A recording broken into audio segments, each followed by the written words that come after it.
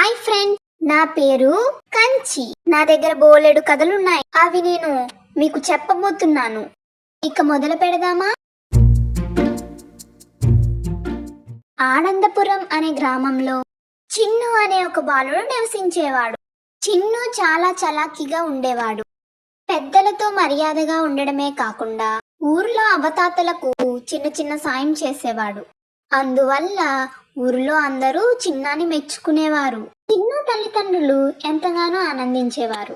ఒకసారి ఆనందపురానికి ఒక స్వామీజీ వచ్చి ఊరికి ఆనుకున్న అడవిలో తను ఒక మాయా మామిడి వృక్షాన్ని చూశానని, ఆ మామిడి చెట్టు పండ్లు తింటే శరీరంలో ఉన్న రోగాలన్నీ మాయమవుతాయి అని చెప్పాడు. ఆ విషయం మెల్లమెల్లగా ఊర్లో అందరికీ తెలిసి అందరూ అడవిలోన చెట్టు వద్దకు ప్రయాణమయ్యారు. ఆ చెట్టు వద్ద జనాలు కిక్కిరిసిపోయారు. ఇసుక వేస్తే కూడా రాలేనంత జనం పోగయ్యారు. ఒకరినొకరు తోసుకుంటున్నారు, పక్క వారిని తొక్కుతున్నారు. మామిడి పళ్ళను పొందడం కోసం ఎవరిష్టం వచ్చినట్లుగా వారు ప్రవర్తిస్తున్నారు. అందులో చిన్ను కూడా ఉన్నాడు. ఆ జనాలతో పోటీ పడి ఒక చిన్న మామిడి పండు దక్కించుకోగలిగాడు. ఆ పండును తీసుకొచ్చి దూరంగా ఆరోగ్య సమస్యలతో బాధపడుతున్న ముసలావిడికి తినిపించాడు. ఒక్కసారిగా మాయావృక్షం పెద్ద శబ్దం చేసింది. అది విన్న ప్రజలు హడలిపోయారు. చూడండి, మీరందరూ నా మాయా మామిడి పళ్ళ కోసం పక్క వారిని చాలా ఇబ్బంది పెట్టారు. మీ తోటి వారిని గాయపరిచారు. ఒక మామిడి పండు దొరికినా కూడా స్వార్థంతో ఇంకా కావాలని చూస్తున్నారు. కానీ ఆ చిన్న పిల్లవాడు తనకి దొరికిన ఒక్క మామిడి పండు కూడా ఆ వృద్ధురాలకు తినిపించాడు.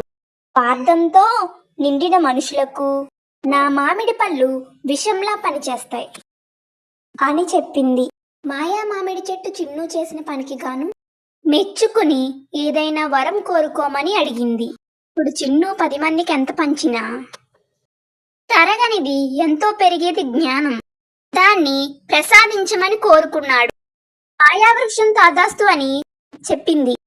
చూసారా ఫ్రెండ్స్, చిన్ను తన మంచి లక్షణంతో ఎంత గొప్ప వరం పొందాడో. మనం పరులకు ఏదైనా సహాయం చేస్తే అది ఇంకా ఎక్కువగా పెరిగి మన దగ్గరికే ఏదో ఒక రూపంలో తిరిగి వస్తుంది. మరో మంచి కథతో మళ్ళీ కలుస్తాను. Boy friend.